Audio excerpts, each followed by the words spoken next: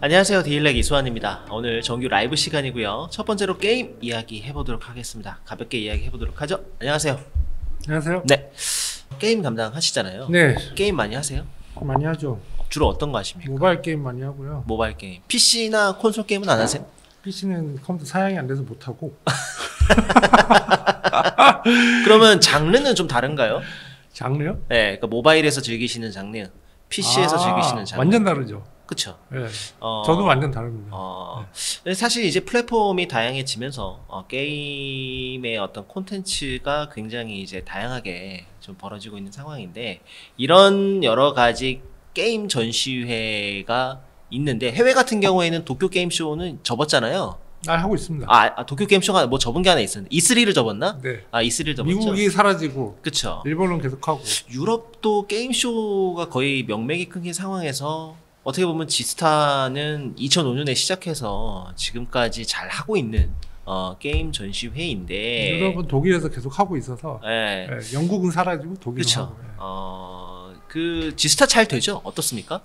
잘 된다는 관람객 다르죠. 수가 네, 굉장히 다른데 많이 근래에 들어서도 많이 늘어났던 걸로 제 기억하는데. 맞습니다. 네. 근데 B2C 전시관이 있고 B2B가 있는데, 네. B2B는 확실히 상승세고, 네. 상승세를 하면 더 이제 잘 되고 있다는 거거든요. 해외에서 많이 온다는 의미고. 네. B2C도 이제 많이 오긴 하는데 네. 나오는 라인업이 줄어드는 현상은 좀 발생하는 거죠. 그렇군요.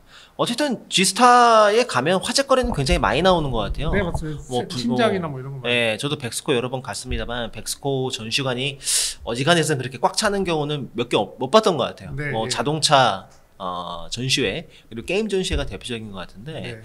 전시회 국내에서 제일 크잖아요, G스타가. 그렇죠. 그러다 보니까 아무래도 위상이 있다 보니까 오늘 말씀하시고 하시는 부분이 이제 영원한 게임 업계 라이벌, 이 넷마블 넥슨. 넷마블 넥슨의 게임 대상인데, 네. 사실 이게 한번 좀 설명을 해주세요. 이게 게임 대상을 받으면 좀 뭐라 그럴까, 정말 정말 이걸 받기 위해서 양사가 그렇게 좀 치열한지 어떤지요? 이 게임 대상이 언론에 보도된 것처럼 이렇게 쉽게 받는 게 아니에요.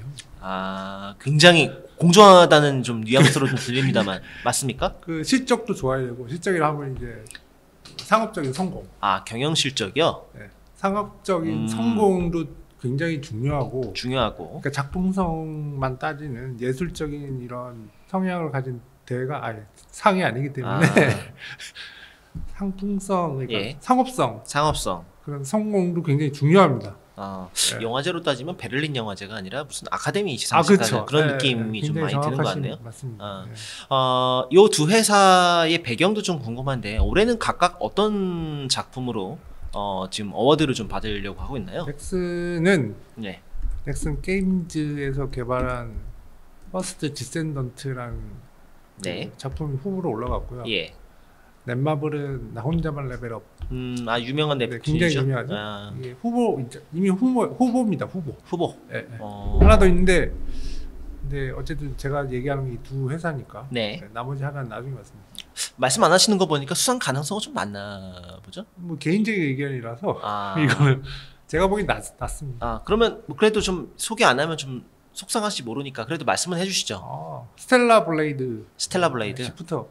네. 아무튼 그러면 이 상을 받으면 뭔가 회사한테 주어진 혜택이나 이런 것들이 있습니까? 이건 명예입니다. 명예. 예. 뭐 상금 이 대통령상이고 일단. 예. 그리고 이 상을 받았다는 게 굉장히 상징적인 의미가 있고, 네. 역대적으로 이제 상 받은 그 타이틀을 보면은 네. 어떤 그 의미가 좀 있어요. 예를 들어서 과거에 네. 블레이드나 이런 상을 보면은 모바일 게임의 어떤 획기적인 변화를 가져온 게임이거든요. 언리얼로 만든 모바일 게임. 그렇죠. 그 전에는 거의 없었는데 잘 하지도 않았고. 네. 그리고 이제 상업적으로 잘 됐고. 네. 그런 것들이 다 한 대로 이제 평가가 되는 겁니다. 그냥 돈 많이 벌었어 해서 되는 것도 아니고. 아니고. 너무 예술적이야. 그것도 아니고. 그것도 아니고. 네. 생각보다 어렵습니다. 이 상을 받기 위해서 넷마블하고 넥슨의 현재 분위기 같은 거 좀 알려주시죠. 좀 우리가 꼭 받아야 된다. 뭐라든지 받고 좀 싶습니다를 이제 대놓고 얘기하죠. 그 정도로 받고 싶습니다. 굉장히 의미가 있어요. 게임업계에서. 혹시 작년에는 뭐가 받았나요? 작년에 이제 네오지 피해거지. 그만큼 어떻게 보면 근데 이 게임이 제가 이게 보니까 나 혼자만 레벨업은 원작이 웹툰이고 또 이게 뭐 이 원작자가 약간 극적인 어떤 삶을 사셨던 분이기 때문에 또 일본에서도 굉장한 인기를 끌었던. 근데 어떻게 보면 그 원작이 게임이 아니고 이제 웹툰에서 왔기 때문에 어떤 독창성 이런 면이 조금 다소 좀 마이너스라고 해야 될까요? 인기는 뭐 광고는 굉장히 많이 하지 않습니까? 나 혼자만 레벨업 게임 자체는 독창성으로 따지면 네. 굉장히 그 중요한 말씀하셨는데 네. 퍼스트 디센던트도 이미 존재하는 장르에서 만든 거니까 이걸 독창적으로 뭘 했습니다라고 얘기하기 좀 애매하죠. 게임 시스템보다는 이제 가지고 왔던 원작 자체가 이제 게임이 원작이 아니니까 이제 한번 신규 IP가 아닌 거죠. 네, 그렇죠. 네. 근데 그거 자체로도 그러니까 반대로 얘기하면은 그거 자체로도 이 기존의 IP 유명한 IP를 게임으로 만들어서 성공시킨 사례는 거의 없어요. 그래서 말인데 뭐 이 게임에 대해서 잘 모르시는 분이 있으실 것 같아서 요 각각의 게임에 대해서 간단하게 한번 설명을 해주시죠. 일단 나 혼자만 레벨업은 혼자 하는 게임이고. 혼자 하는 게임. 네. 물론 퍼스트 디센던트도 혼자 하긴 하는데. 네. 롤플레잉에 가깝고 나 혼자만 레벨업은. 네. 그리고 웹툰 스토리를 따라가기 때문에. 네. 웹툰을 좀 봤으면 훨씬 재밌겠죠. 그렇겠죠. 아무래도. 캐릭터를 강화를 하는 건데. 네. 캐릭터를 하면 이제 제가 게임 안에서 돌아가는 캐릭터라고 하겠죠. 퍼스트 디센던트 넥슨 거는 이제 FPS 그러니까 TPS 그러니까 뒤에서 보는 시점인데 어쨌든 슈팅 게임이고 이제 지역을 이렇게 다니면서 그 장비를 강화한 쪽에 초점이 맞춰져 있어요. 신체가 아니라 이제 장비 들고 다니는 장비. 신체는 이제 스킨이 이제 바뀌는 그런 게 좀 다르죠. 결이 다른데 이 스토리 모드에서 계속 그 클리어 하면서 이제 쭉 나가는 건 나 혼자만 레벨업. 퍼스트 디센던트는 이제 큰 지역에서 이렇게 자기가 탐험하고 돌아다니면서 아이템을 계속 파밍하고 이제 커지는 거고. 말은 비슷하게 느껴질 수 있지만 굉장히 다릅니다. 하긴 뭐 나 혼자만의 레벨업은 본작을 보지 않았던 사용자에게도 좀 관심을 불러일으킬 만한 요소가 좀 있어야 되고 왜냐면 봤던 사람만 이 게임을 즐긴다는 거는 아무래도 좀 확장성에서 좀 떨어진 측면이 있고 퍼스트 디센던트 같은 경우에는 이게 뭐라 그럴까요? 뭐 약간 파밍이라는 게 좀 뻔한 시스템이다 보니까 좀 중독성이 굉장히 좀 강해야 된다는 그런 좀 미션이 좀 있어 보이긴 합니다만 어쨌든 이 두 회사의 실적에도 상을 받으면 그래도 좀 명예도 있지만 이 올해 두 회사의 실적이나 이런 것도 이 각각의 게임이 굉장히 많은 영향을 끼치지 않았습니까? 네, 나 혼자만 레벨업은 이건 이제 증권가 예상인데 올해 5천억 매출 예상하고요. 정말 대단합니다. IP 하나가 끼치는 영향이. 왜냐하면 우리나라가 아니라 우리나라뿐만 아니라 전 세계적으로. 그렇죠. 이런 거는 진짜 찾기 힘들어요. 저희 뭐 제조업에서 단일 IP로 이것도 뭐 이 게임 나온 지 아직 얼마 안 됐던 걸로 제가 기억을 하는데 이렇게 5천억이라는 어마어마한 실적을 낼 정도면 대단한 거거든요. 올해 초에 나왔는데 어쨌든 퍼스트 디센던트는 올해 예상 매출 1,000억으로 보고 있거든요. 그러니까 5배 차이가 나는데 이거는 이제 순전한 예상치니까 뭐 진짜 실정은 사실 회사에서는 거의 발표를 안 하기 때문에 그래요? 게임 하나하나에 대해서는 거의 발표를 안 합니다. 그렇죠. 그러니까 공식적으로 알 수가 없지만 그래도 추정을 해보자면 추정을 하려면 이제 내년 넘어가야 되는 거죠. 내년 넘어가야 된다. 보통은 그렇게. 보통은 그렇고. 그러면 일단 그 각각의 좀 심사 요건이 좀 있을 것 같아요. 어떤 것들이 좀 있습니까? 뭐 작품성, 창작성, 대중성 있고 심사위원이라고 알려지지 않는 분들이 60%, 전문가 투표가 20%, 대국민 투표가 20%. 심사위원들이 안 알려진 모양이죠? 비공개로 돼 있습니까? 수능처럼 아무도 모릅니다. 사실은 이제 예를 들면 아까 제가 말씀드린 영화제 같은 경우에는 아카데미 영화제는 심사위원들이 다 공개돼 있고 뭐 워낙 아카데미 회원 수가 많기 때문에 물론 이제 그 안에 들어간다는 건 대단한 노력이 필요하긴 합니다만 네. 아까 말씀하신 작품성, 창작성, 대중성 중에 보니까 제가 좀 눈길을 끄는 건 대중성이거든요. 네. 일간 이용자 수, 판매량 이거는 각각 어떻게 돼 있는지 좀 말씀을 좀 해주시죠. 예를 들어서 이것도 뭐 수치사 공개를 안 하니까 넥슨에서 이제 한번 얘기한 적이 있는데 네. 동접 45만 명 정도. 동접 45만 명. 네. 예. 그 정도 이제 최대 정도 그렇게 잡을 수 있고. 잘 모르시는 분들을 위해서 그게 어느 정도의 기준을 좀 두고 봐야 됩니까? 많은 겁니까? 적은 겁니까? 아니면 좀 어중 중간 정도 위치입니까? 기준을 한국이냐 글로벌이냐 북미에 따라 다른데 그래도 일단 한국 회사니까 한국 기준으로 보신다면요? 45만 명이 콘솔까지 합한 거고요. 예. 네.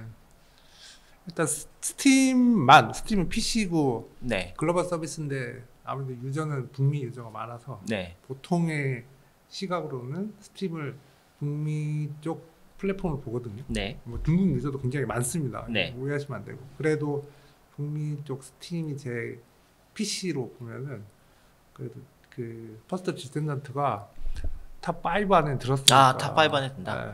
굉장히 그리고 매출은 1등도 한번 찍었고. 네. 예. 그러니까 최상위 실적을 낸 건 사실이죠. 네. 쭉 가진 않았지만. 쭉 가진 않았지만. 네. 나 혼자만 레벨업은 어떻습니까?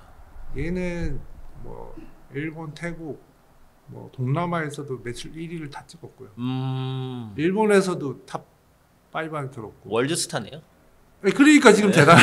그러니까 1년 네. 매출 5천억 버는 네. 거고. 지금은 이제 많이 떨어지긴 했지만 업데이트하면 또 올라가는 거고. 네. 그래서 이제 업계 사람들의 또 기준이 다 다르고 생각이 달라서 네.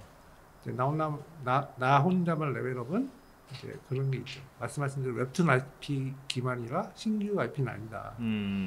그런 게 뭐 단점이 아니겠냐라는 얘기도 있고. 네. 퍼스트 디센던트는 정말 불모지에 우리나라 그렇죠. 진출해서 네. 이 정도 성과 내는 게 진짜 어려운 건 사실이거든요. 뭐 워낙 많은 게임들이 나오는데 특히 북미 취향의 게임이 국내에서 성공을 거두는 게 보통 일이 아니거든요. 보통 일이 아닌데 이게 지금 되게 쉽게 얘기하는 거지. 뭐 예를 들면 디아블로 같이 정말 한국 사람들의 입맛에 맞는 게임들 몇 개 빼놓고는 그 북미 게임들이 대표적으로 과거에 뭐 울트론 울티마 뭐 이런 것들도 마찬가지인데 기자님 보시기에는 어떻습니까? 어느 쪽에 조금 무게감이 좀 쏠리시는지. 개인적이요? 네. 개인적이라고는 하지만 사실 주변에서 듣는 얘기들도 좀 있으실 것 같아서. 다 달라서 저는 나 혼자 레벨업이 더. 나 혼자만 레벨업이 더. 네, 왜냐하면 네. 정말 그 원작이 있는 소설 웹툰에서 네. 게임으로 만들어서 잘 되고 한국이 아니라 이제 글로벌한 그 성과를 찍어내는 게 이건 제 기억이 없어요. 이런 사례. 일단 IP 자체가 국산이니까. 아니 이거 거의 불가능하다니까요. 네, 되게 뭐 성공 사례가 많은 착각이 드는데 해외도 이렇지 않아요. 뭐 저기 그 해리포터도 게임은 거의 다 망하고. 그렇죠. 네. 뭐 드래곤볼 아시죠? 네. 게임 잘된 게임 별로 없어요. 몇 가지 잘된 게임 뭐 IP가 있긴 합니다. 뭐 에일리언 시리즈라든가 아니면 매트릭스 시리즈도 좀 잘 됐던 좀 기억이 있었는데 반대로 게임에서 영화로 진출했던 IP 중에 폭삭 망한 게 스타크래프트였거든요. 다 망하죠. 네, 그런 사례들이 좀 있어서. 사이런트 있고 바이오 하자드도 있고. 이게 참 사실 바이오 하자드 같은 경우는 게임도 성공했고 뭐 영화 산업에서도 굉장히 흥행한 IP이긴 합니다만 뭐 영화 자체가 뭐 B급이긴 하지만 그래도 뭐 약간 중축회감을 자극하는 영화 IP가 좀 됐었잖아요. 사일런트 힐도 그랬고요. 근데 그런 사례 그러니까 제가 드리고 싶은 말씀은 기억하는 사례가 있다고 해서 그게 쉽거나 일반적인 건 절대 아니고 그렇죠. 정말 어려운 거라는 걸 제가 말씀드렸어요. 하긴 그러고 보니까 이제 지금 뭐 저도 기억나면 워크래프트도 게임 워낙 유명합니다만 영화로 나왔다가 그렇게 좋은 성적은 못 거뒀던 걸로 아무도 기억도 못하고 개인적으로 굉장히 안타까웠습니다. 워크래프트를 좋아했던 사람으로서 굉장히 어려워. 이게 우리나라의 그 사례가 어떻게 보면 본받아야 될 사례인 거예요. 해외에서 이렇게 해야 된다. 굉장히 이거는 어려운. 이전에도 없었고 예. 당연하지만 이게 보면 아까 투표 보니까 대국민 투표라는 게 있어요. 네. 20% 적지 않은 비중인데 네. 아무래도 좀 인지도 차이가 좀 있을 것 같습니다. 보시기는 어떤가요? 말씀하신 대로 이 대국민 투표, 그러니까 지스타에 아마 네. 입장하는 실제로 현장에 오는 그 관람객 그 위주로 될 것 같은데 나 혼자만 레벨업은 10대, 20대는 거의 다 알거든요. 네. 근데 퍼스트 디센던트는 약간 매니아층의 매니아층이 장르예요. 모를 수 있습니다. 네. 네. 그래서 잘 모르는 게임에 투표하기 힘든 거죠. 아까 그리고 언급한 스텔라 블레이드는 청소년 이용 불가. 또 청소년 이용 불가라는 점에서 18세. 어찌됐든 지스타가 여러 국내에 많은 전시회들이 생기고 사라지고 있는 상황에서 부산에서 완전히 자리를 잘 잡은 것 같아요. 이 전시회는 부산 네. 모터쇼도 그랬던 느낌이 좀 있고요. 네. 올해도 가시죠? 네. 언제 시작합니까? 14일부터인데 저는 13일 날 가서 게임 대상은 14일 날 하고. 11월. 예, 예. 11월 13일 날. 현장에서도 이런 얘기들 좀 많이 좀 담아서 생생한 이야기 잘 전해 주셨으면 좋겠습니다. 알겠습니다. 네, 오늘 게임 이야기 김성진 기자와 같이 이야기 나눠봤습니다. 오늘 고맙습니다. 감사합니다.